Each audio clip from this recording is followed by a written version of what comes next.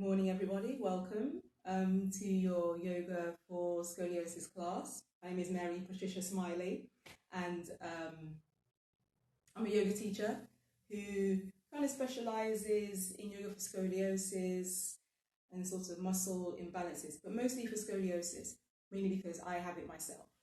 So June is Scoliosis Awareness Month, so I'm trying to do as many videos as I can. I want to try and check in every single day. So, I'll do a short sequence every single day so that everybody will have a chance to practice and sort of experiment a little bit with their curve.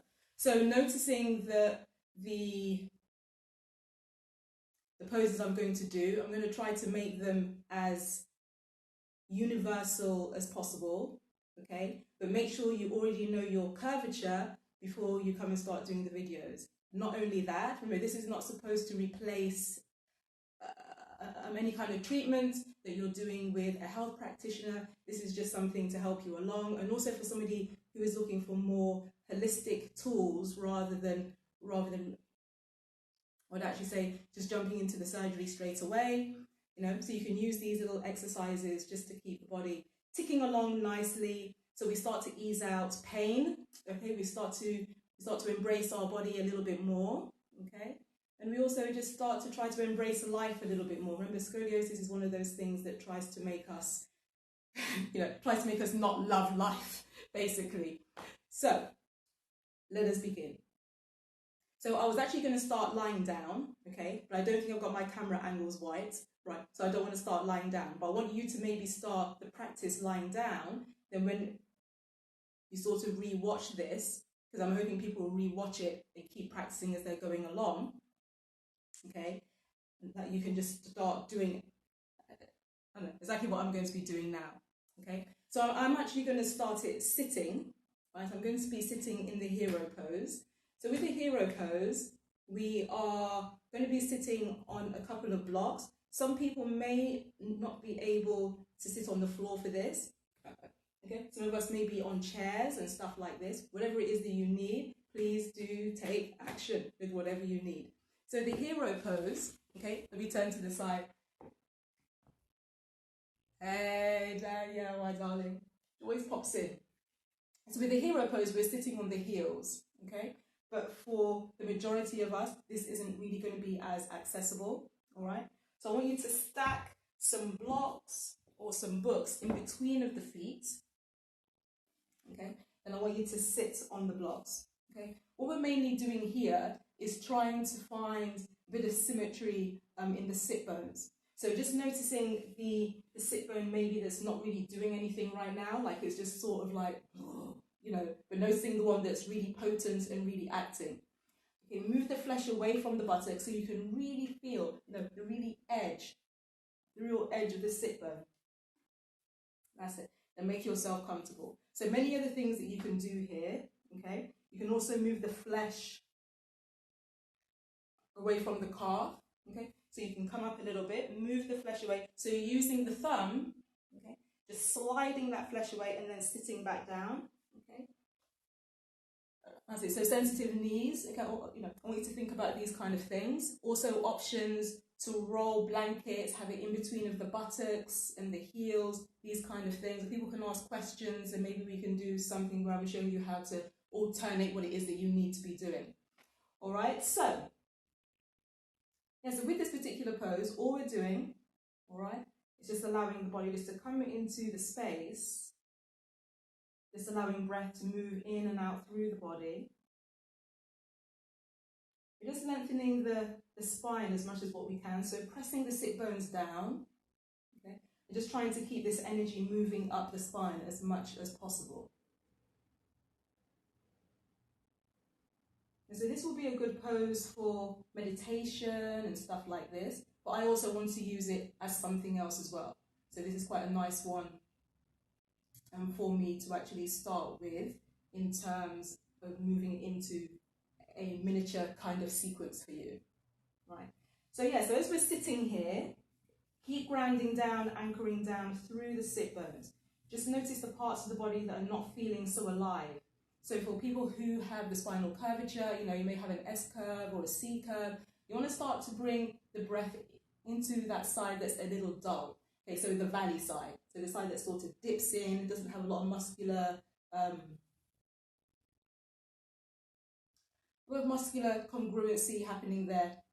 Okay, so just notice. And as you're noticing this,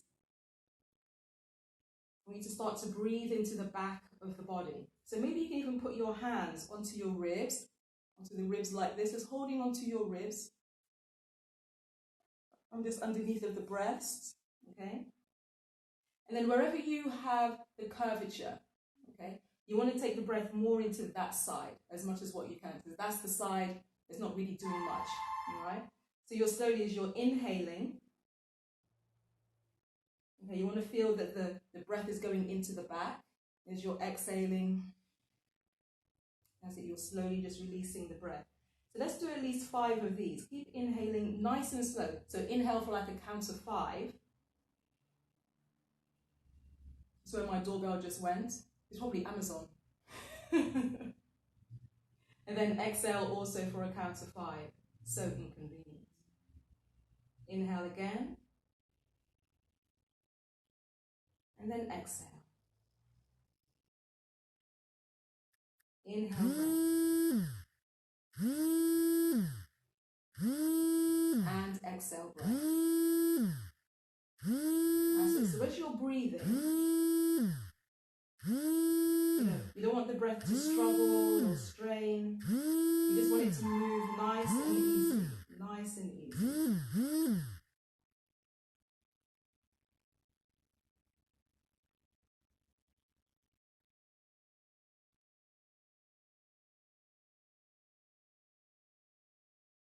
Good.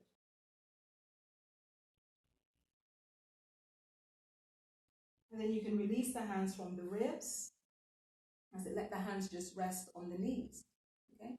Roll out the shoulders if you feel like you need it here. Just do things that actually feel really good to you at this point of time. Okay?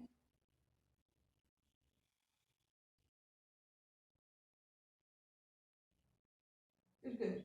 So after we've done that, okay, for a few breaths, all right, I want you to turn to face the wall. Now, because of my camera angles, no, my back is going to be facing you now. So I'm just going to turn and face the wall. I'm going to keep myself in my Virasana. And once again, I'm going to set myself up for success, whatever that is. That's it. Once again, move the flesh away from the buttocks. Okay? And then we're slowly going to walk the hands up the wall here. Walk the hands up the wall. So as you walk the hands up the wall, I want you to use the fingertips. Use the fingertips as a way to assess exactly what it is that you need, okay, on each side of the body, on each side of the spine, basically, okay? So for me, my concavity is in the left side, okay? So with my arms reaching all the way up like this, I'm going to activate the left fingertips a little bit more, okay? So people feel differently about both of their sides. I feel like my left side always needs to be more stretched. The general consensus, right, is that you're supposed to be stretching the right side, but do what feels good here, okay? The poses like this, they're universal, so you can be stretching and still getting that breath in. Yeah, so when you're breathing here, I want you to notice what the ribs are doing, especially the front side of the concave side, the valley side, the side that dips in a little bit. I want you to notice. And if that side of the ribs is kind of protruding, okay, I want you to draw that side of the ribs into the back of the body as you inhale.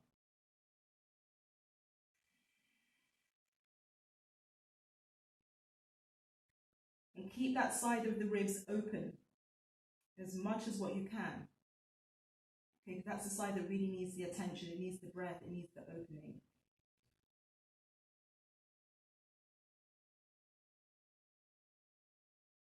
Keep the head lifted as much as what you can. I'm just also keeping an eye on what my ribs are doing here.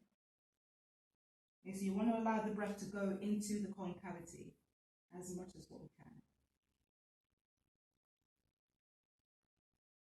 There's some options also, to take the hand into that side of the body. Notice if you can feel breath going in. Just experiment a little bit with this breath. Just start to notice, keep reaching that arm up. That's it. When you notice the breath is definitely going in, okay, you want to take that hand back up onto the wall. You continue to get this nice stretch over on the right side, and this nice opening over on the left side.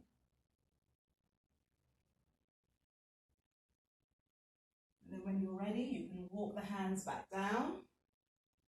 And you can relax here, okay? So that kind of pose, I would say maybe to do it 2 to 3 repetitions. I would do 2 to 3 repetitions of that. I wouldn't just do it just the once, but obviously for time purposes, and obviously Amazon are now bloody looking for me, which is basically a nightmare. Let me come and say hi to some people. All the people. Hey Faye, my love. Yeah, so I've got Amazon looking for me, so it's a bit of a nightmare. But for time purposes, if you don't have a lot of time, just do 1 repetition. You don't have to do, it doesn't have to be 10, but do like 3 repetitions to start off with. It's a lot of pressure on the arms, and you will actually notice your arms will feel quite tired, but that's because you really need the arms to be able to get that extra little bit of length happening, okay? Okay, so the next pose that I'm going to do child's pose. The child's pose is going to be quite dramatic, so keep your eyes peeled. All right then, team. So with your blocks, okay, I want you... Okay, so here you can either use blocks or you can use stacks of books. I should really have used the books because most of us are at home, so I should really have used the books. Maybe tomorrow I'll use the books. So with the blocks, we're going to arrange them into like a triangle kind of shape. Triangular shape, okay? So one is going to be for your head and the other 2 are going to be for your hands. Now, I want you to assess your body. Obviously, you know your body better than anybody else does, okay? So for me, right, the left side of the body is the valley side. That's the side that dips down a little bit in my back, all right? So for that reason, that hand is going to go on that block. I'm going to lift that block up to the second level, okay? Because basically, I want that side to become a little bit more lifted, all right? So basically, this is basically what's happening. I'm saying basically a lot this morning, aren't I? A lot of basics. All right, so yeah.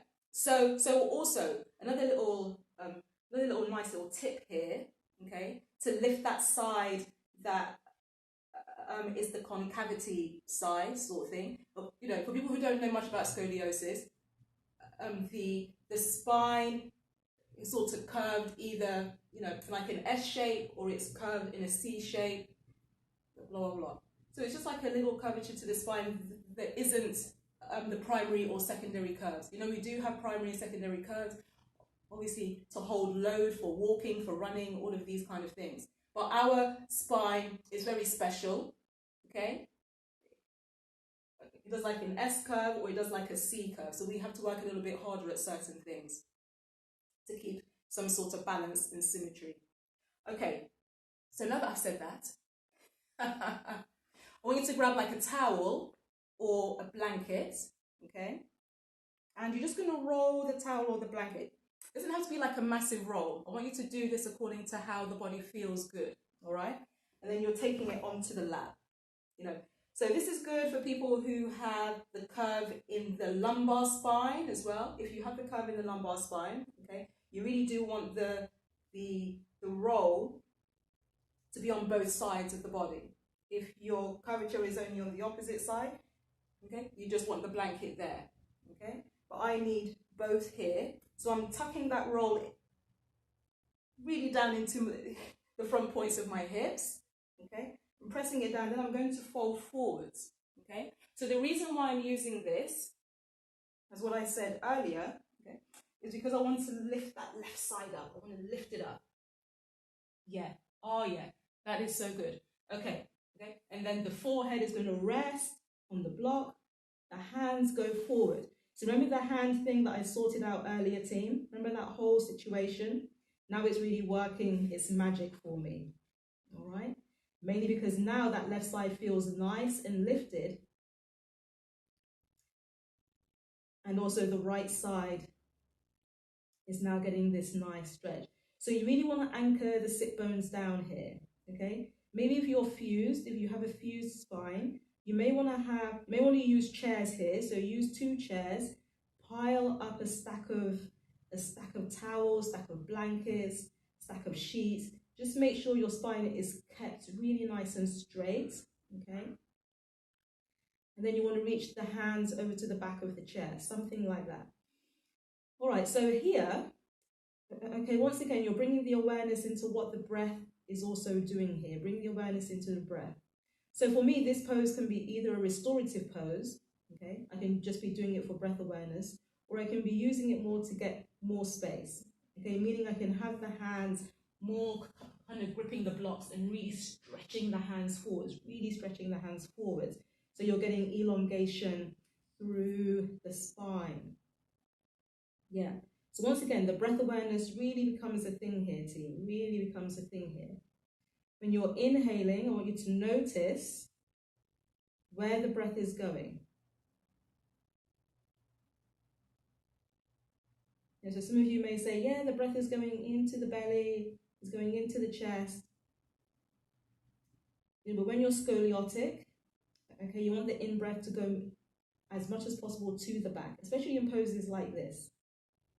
You know, so as you're breathing, taking that breath into the back body.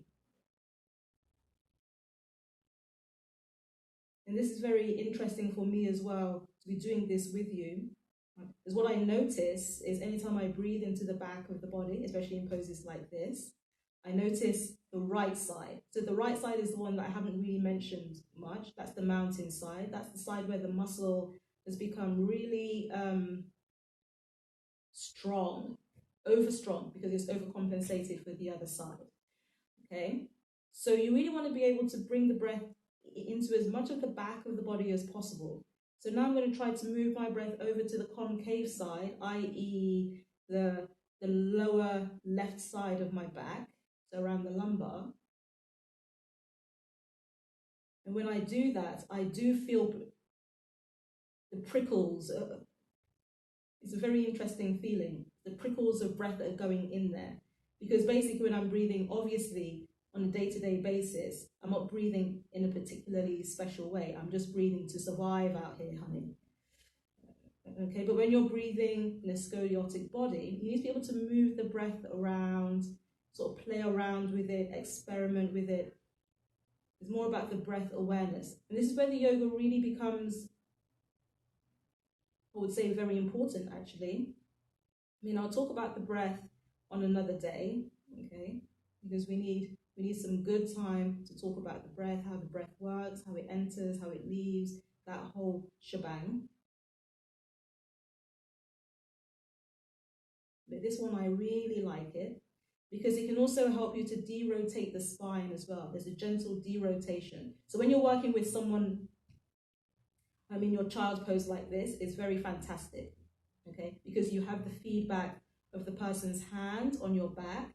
You can feel them breathing in, you can feel them breathing out. When you move your hand,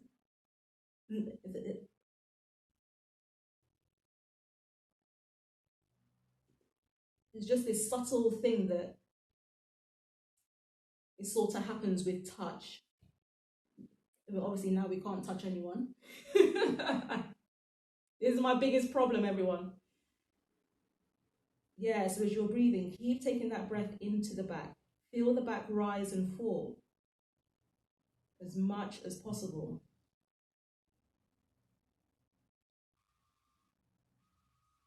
Yeah, then maybe after you've taken at least 10, 12, 15 breaths here,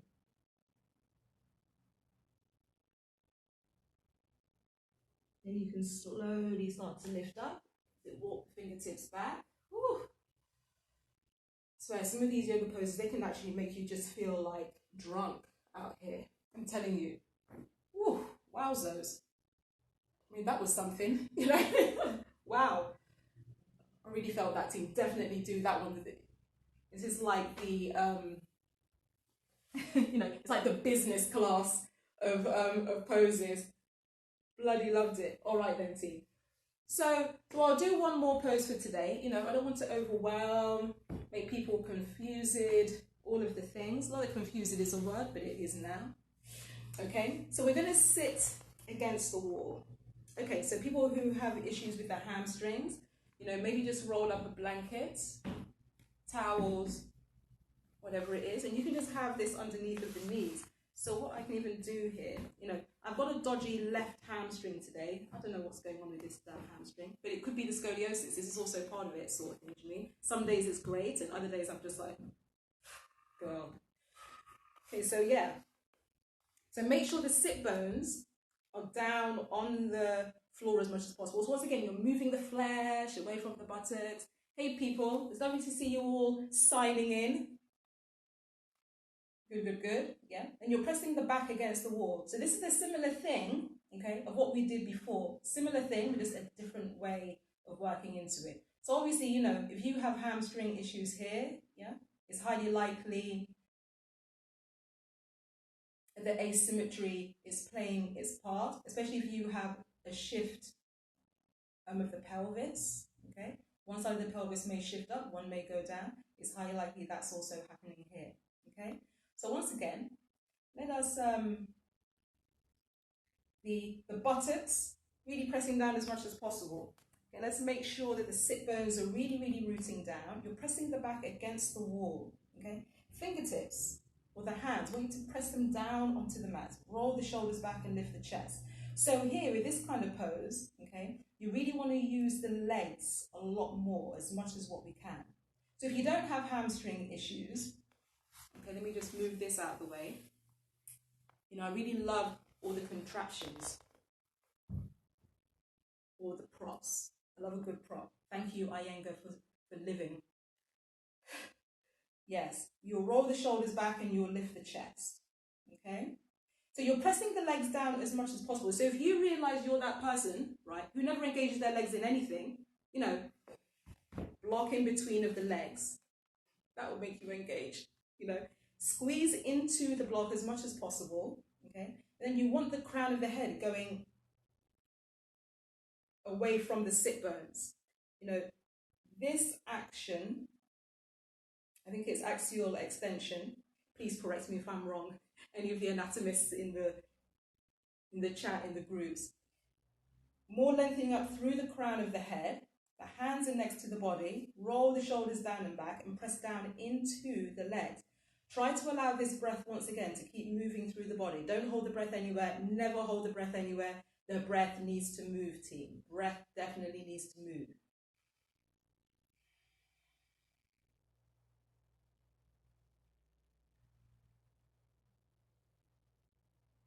Yeah. Then after you've taken a few breaths here, I want you to look down at your ribs.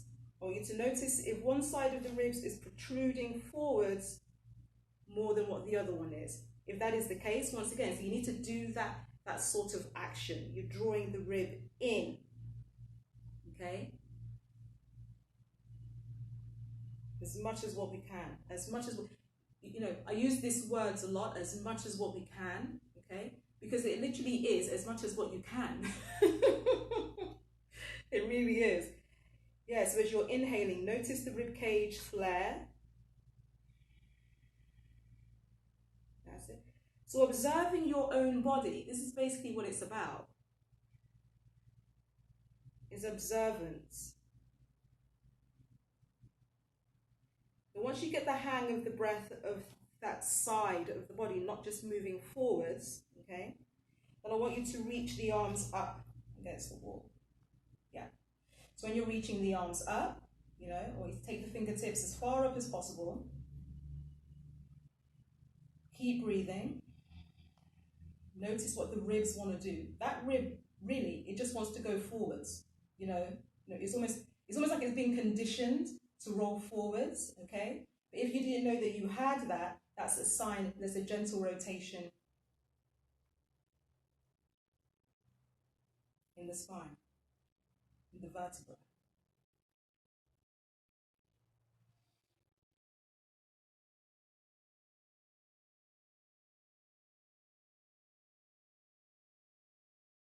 Good. And after you've been here for like 29 breaths, I'm joking, about 10 at least, okay? And you can bring the hands down and take a little rest. So remember, these poses, there's no rush to get through anything here, team, okay? No rush. Everything is incremental. Everything is just a little stepping stone. Working into these things to consistently find ease. Yeah, why did it pause my video? Damn you, light. It paused for like a prosecco, i.e. a second. Yes. So as I was saying, it's incremental movements. You don't have to do everything in one day, you know. And also I'd like to say, you can also just do one of the poses, you know, do one in the morning, one in the evening, etc. and so forth, okay? And then when you're finished, I want you to get rid of all the blocks. Maybe grab hold of a bolster or that rolled up towel, place it underneath of the knees, and then lie down and relax.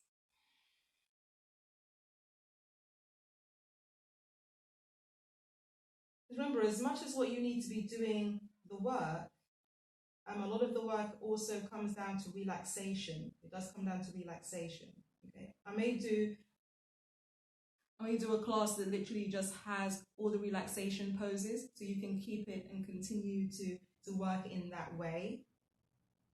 Okay, because some people do need more relaxation than they do the strengthening and the lengthening and all of that kind of thing. But the softening in Shavasana is also important. And in one of the upcoming videos, I'll show you how to take a nice Shavasana, okay, that's eliminating space underneath of the lower back, especially for someone like me, because I have like a steep curve, I'm quite lordotic in my lower back, okay, just to keep that nice and supported. Obviously, you can bend your knees here, okay, but I was reading actually somewhere, he's a chiropractor that I've been following for many, many years. He's in California. I don't remember his name actually, but he's really sort of radical. He does all these really interesting sort of methods of how he treats people with scoliosis and with other things. And I was watching a video of his, right? And actually what he said was bending the knees sometimes is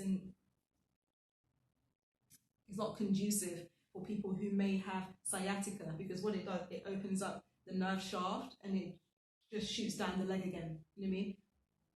And I was like, oh my God, that's like genius. And it's so true. Okay? So take into consideration other things that may be going on with your body, sciatic, nerve sort of pain, those kind of things. And just allow for the body to relax here. So just take at least 10 nice breaths, 20 breaths. Stay as long as what you can in relaxation.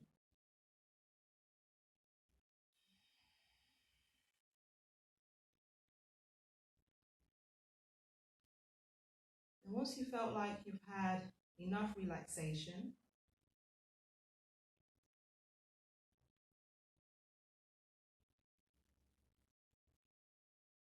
yeah, you'll find your own way to come out of poses. Okay, so for me, I have quite a little bit of flexibility, and because I do something every day, well, I literally have to. Okay, I'm just that person that has to do something every day. Do you just hate those people that can just fall into the splits? Damn you people who fall into the splits.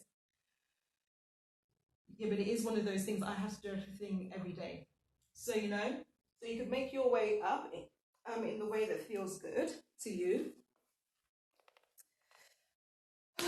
And basically that's us today. Oh, I feel so good after that. You know, I can't lie to you. That felt really good. I'm looking forward to seeing you tomorrow, team. Looking forward to doing this every day. Oh my God, this is going to up my game no end, everyone. All right then. This is the end of this live. I shall see you tomorrow if you're around, 11 a.m. If I don't have technical issues. The technical issues now, you know, is what the bloody problem is. But you know, it's all good. I've had a great time. I hope you have too. Take some of the practices, whatever you don't need, shove it to one side. It's not for you, okay? And I'll see you again tomorrow, team. Same time, same place. Martini. Ciao for now. Oh, see you later, Jazz Love. Hey, Vinny. All these people, they're so cute. All right then. And